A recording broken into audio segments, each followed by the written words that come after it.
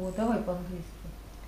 I was born in Cyprus, even though my mom is Russian and my real dad is Cypriot.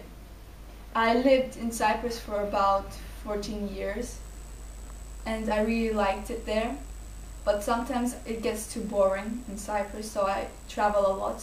For example, Egypt, Dubai, and other different countries such as France and Barcelona.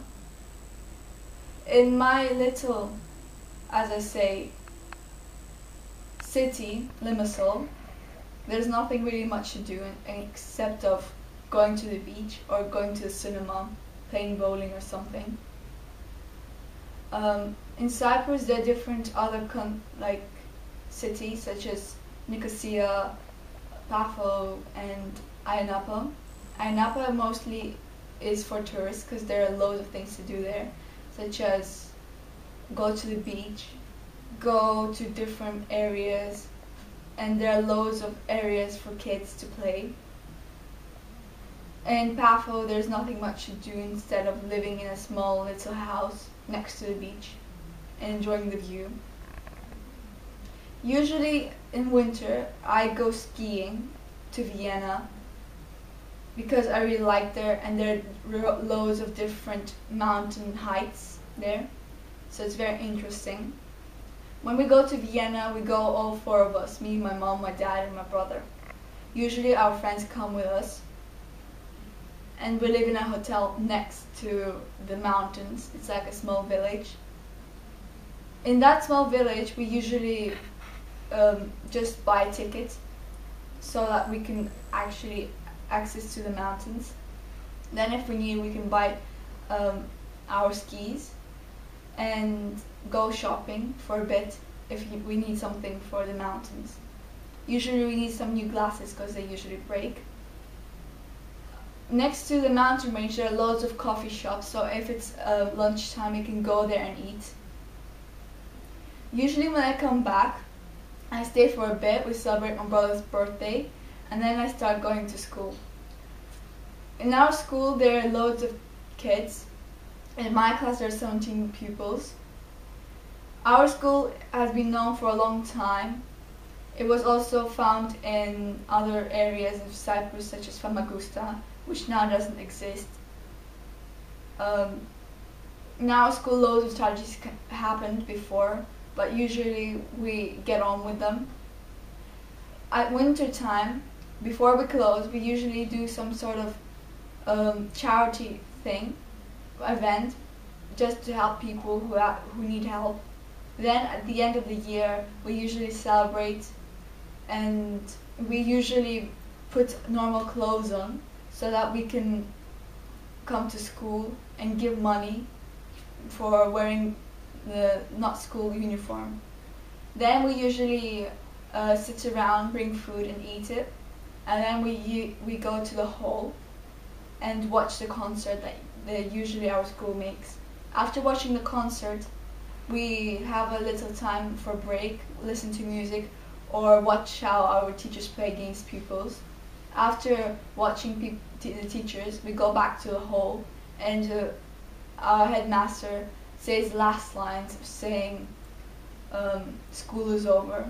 After that, we usually just leave school, and after a while we get a letter saying what day the school starts again, how much to pay and other things. This year a lot of my classmates are leaving, but some new classmates are coming.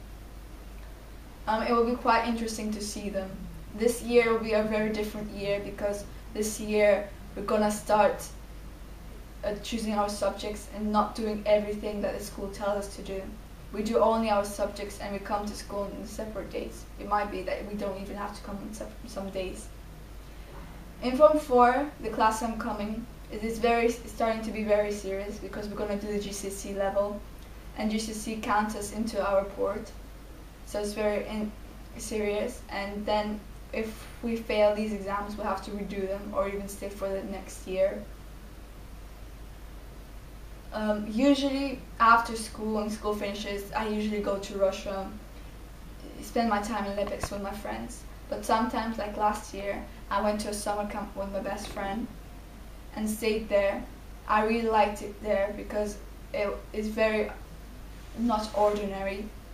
There are loads of kids and we have fun. We eat and we dance and we do whatever we want there.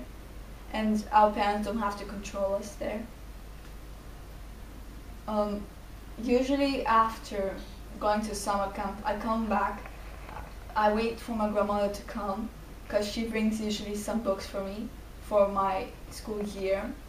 After organizing all this, I usually have to go onto the internet and check our timetable for the school, because without a timetable we don't know what subjects we're going to have on the day. We usually start on Thursday school, on the first day, because on Thursday we come to school, we organize everything. On Friday we check everything out, we try the first day, and then on Monday, like we have a special break on Saturday, Sunday, just to realize how it is. Then on Monday we come to school and everything starts seriously. We don't really have a break. Usually we have breaks like midterm, before the exams, because we have 3 times exams, just to revise. Then we have a winter holiday, and after the winter holidays we have a midterm, then we have exams, and then we have Easter holidays. After the Easter holidays we have again some sort of midterm break or some holidays, and then we have exams. Even though exams finish in June, we still have to go to school because it's necessary. It's compulsory to come to school. Usually a lot of kids don't come, but it actually counts into the report. It might not matter, but it would be better if you didn't, if you did come to school. Usually there is a separate amount of days you can miss. Maximum I think is 30. Все. Молодец. Молодец. А вот скажи, пожалуйста, на каком языке тебе легче?